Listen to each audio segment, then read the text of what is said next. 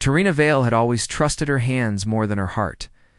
As a repair technician in the mountain village of Windspire, she fixed everything from water pumps to clock towers, finding comfort in the logical world of gears and springs. But nothing in her 23 years had prepared her for the day she followed a strange humming sound into the abandoned temple at the valley's edge.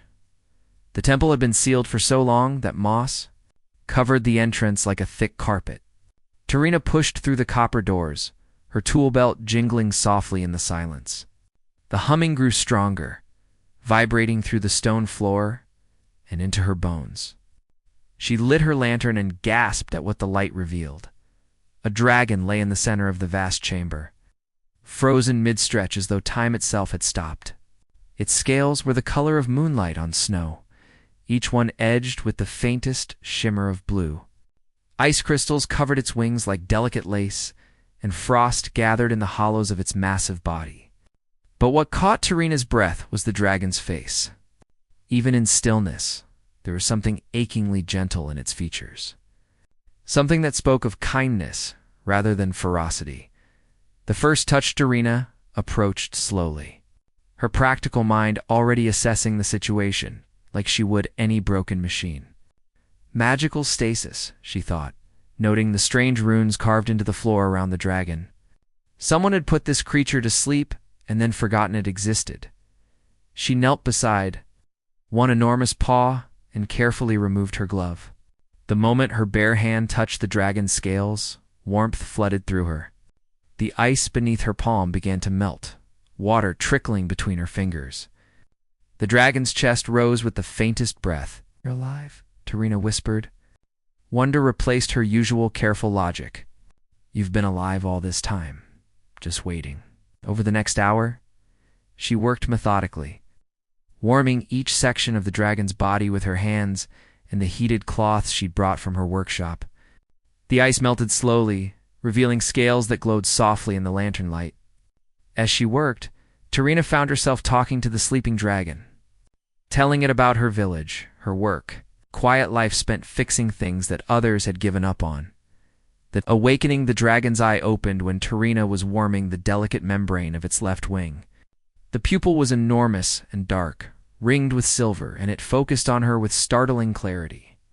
Terina froze, her hand still pressed against the wing. "Hello," she said softly, feeling foolish but unable to stop herself. "I'm Terina. I'm sorry if I startled you. I just wanted to help." The dragon blinked slowly, a gesture that somehow conveyed both gratitude and curiosity. It tried to move its head, but centuries of stillness had left its muscles weak.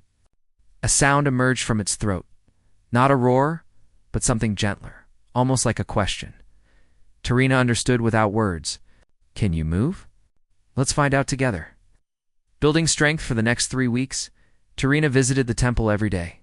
She brought hot stones to place around the dragon's body, herb oils to massage into stiff joints, and eventually, food. The dragon, whom she'd started calling Crystallion, after the way its scales caught the light, grew stronger with each passing day. The process was slow and tender. Terina would work on one section at a time, her skilled hands coaxing movement back into wings that had been folded for centuries. Crystallion watched her constantly, those silver-ringed eyes following every movement. Sometimes the dragon would hum, a sound that made Terina's chest vibrate with its depth and warmth. "You were magnificent once, weren't you?" Terina said one afternoon, running her hand along the ridge of Crystallion's spine. "You flew through these mountains, free and wild. I can feel it in the way your wings are built. They were made for the sky." Crystallion's head turned toward her, and for the first time, the dragon managed to lift one wing fully. It stretched out like a sail, membrane translucent, in the afternoon light streaming through the temple's broken roof. Terina laughed with delight, clapping her hands together. The connection as the days passed. Something unexpected began to grow between them. Terina found herself thinking about Crystallion during her regular work, rushing through repairs so she could return to the temple.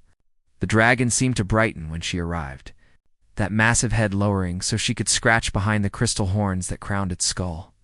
One evening, as Terina sat with her back against Crystallion's warm side, eating her dinner and sharing bits of bread with the dragon, She realized she'd never felt so peaceful. The loneliness that had always lived quietly in her chest had vanished, replaced by a contentment she couldn't name. "I don't know what's happening," she admitted, pressing her palm flat against the dragon's scales. "But I think I'm falling in love with you." Crystallion's response was to wrap one wing gently around her, creating a shelter of warmth and moonlight-colored scales. In that embrace, Terina felt the dragon's heartbeat sync with her own, and she knew without doubt that the feeling was returned. The impossible had become real. A human and a dragon, connected by something deeper than magic or logic could explain.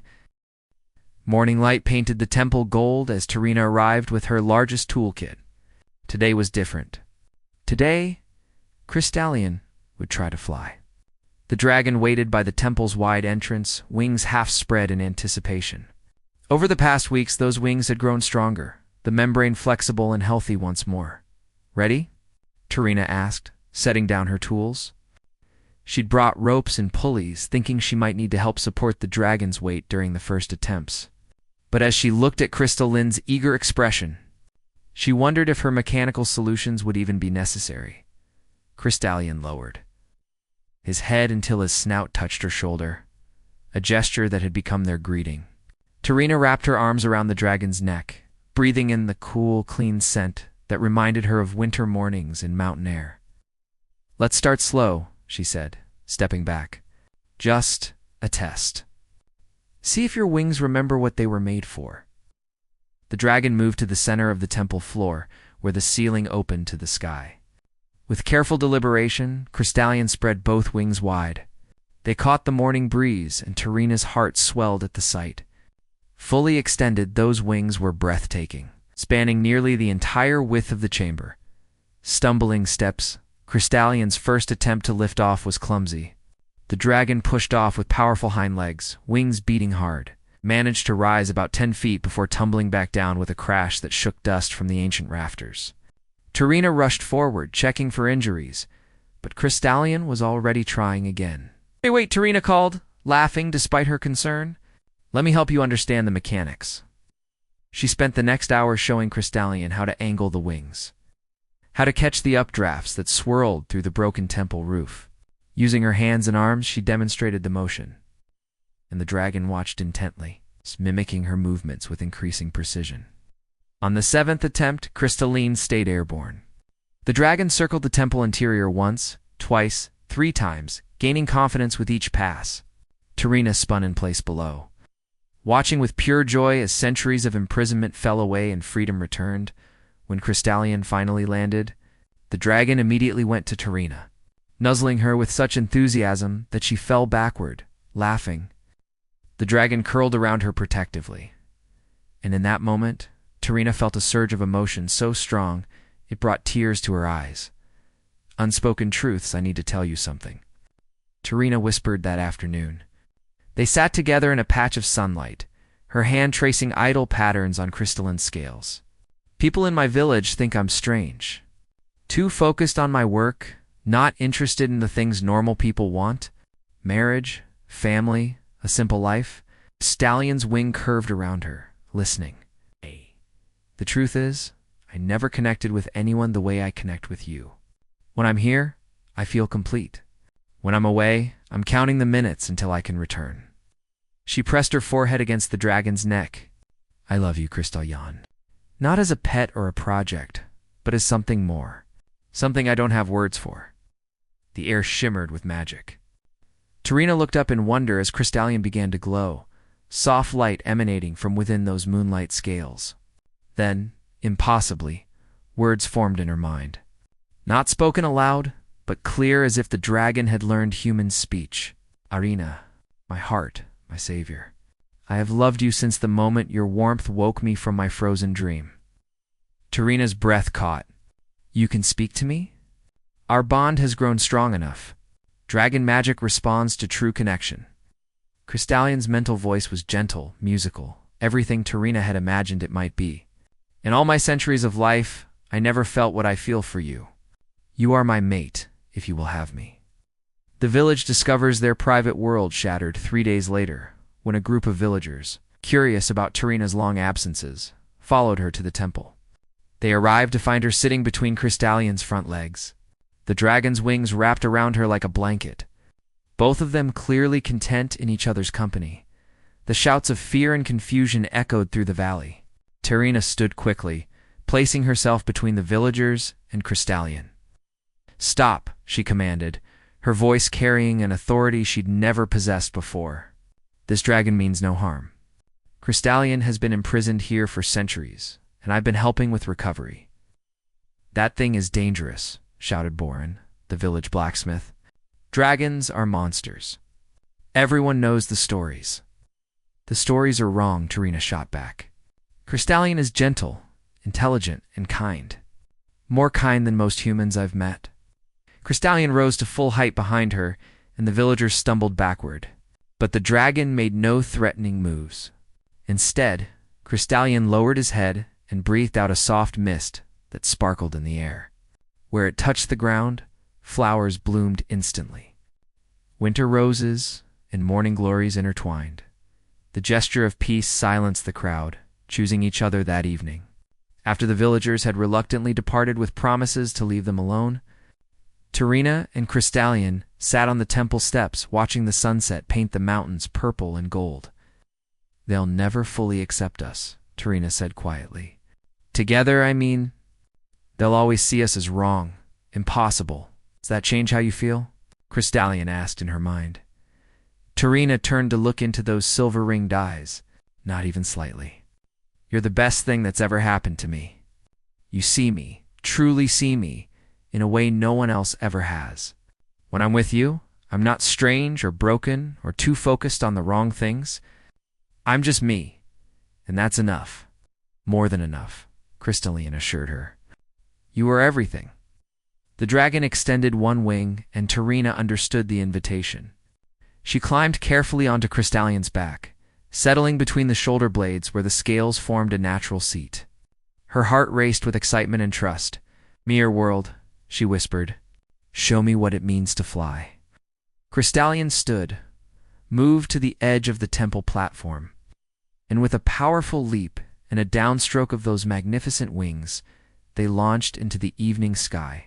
Terina gasped as the ground fell away, her arms wrapped around the dragon's neck.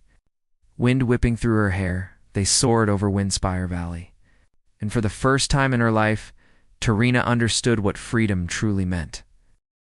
Terina woke, wrapped in warmth, Crystallion's wing draped over her like a blanket. They'd spent the night in the temple, unwilling to part after the magic of their first flight together. Sunlight streamed through the broken ceiling, and somewhere in the distance, village bells chimed the morning hour. "I should go back," Terina murmured, though she made no move to leave the comfort of Crystallion's embrace. "People will worry." "Let them worry a little longer," Crystallion replied, mental voice still drowsy with sleep. "Stay with me. Just a few more minutes." Those minutes stretched into an hour as they simply existed together, sharing comfortable silence and occasional touches. Terina traced the patterns on Crystallion's scales, memorizing every detail. The dragon's breathing was steady and calm, occasionally interrupted by small rumbles of contentment. "I've been thinking," Crystallion said eventually. "I could leave. Fly far from here to places where dragons are still remembered and respected. I'm strong enough now, thanks to you." Terina's hand stilled. "You want to leave?" "No." The word came quickly, firmly. "That's the point. I could leave, but I choose to stay. I choose you, Terina. Whatever that means, whatever form our life together takes." Building a new life over the following weeks, they established a routine that honored both their natures. Terina continued her repair work in the village during the day, but her evenings and nights belonged to Crystallion. The temple became their sanctuary, a place where the impossible love between human and dragon could exist without judgment. Terina brought books and read, aloud while Crystallion listened, the dragon's head resting in her lap. They shared meals, Crystallion hunting in the mountains, while Terina cooked vegetables and bread in a small fire pit they'd built together. They flew almost every evening, exploring the mountain ranges and valleys. discovering hot springs and hidden meadows that no human had seen in generations.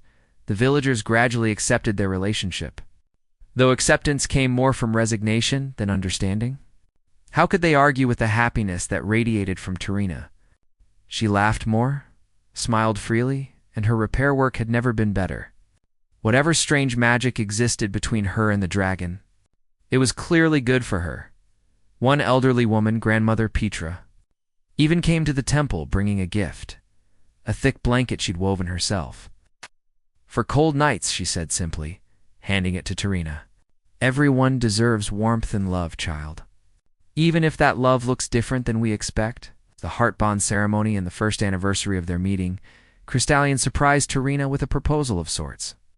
The dragon had spent weeks using careful claw work to carve symbols into the temple floor. Ancient dragon runes that glowed with soft blue light. In dragon culture, mates perform a heart bond ceremony, Crystallion explained.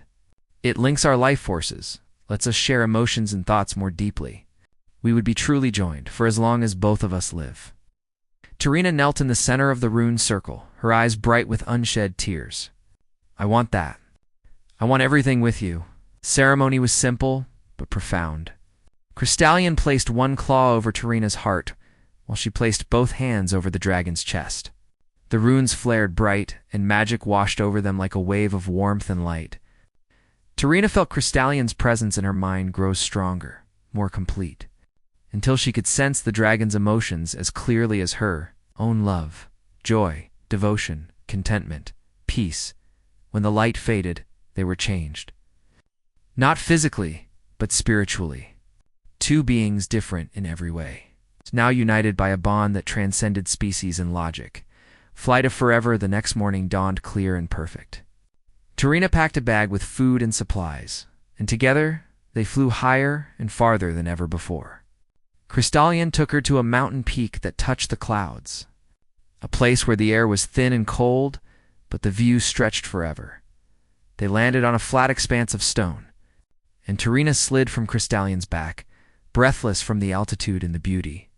The whole world spread below them, villages like toys, rivers like silver threads, forests like textured carpets of green and gold.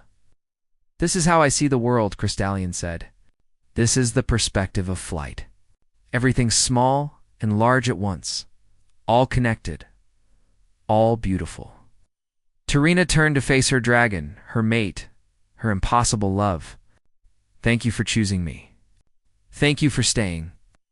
Thank you for seeing me, Crystallion replied.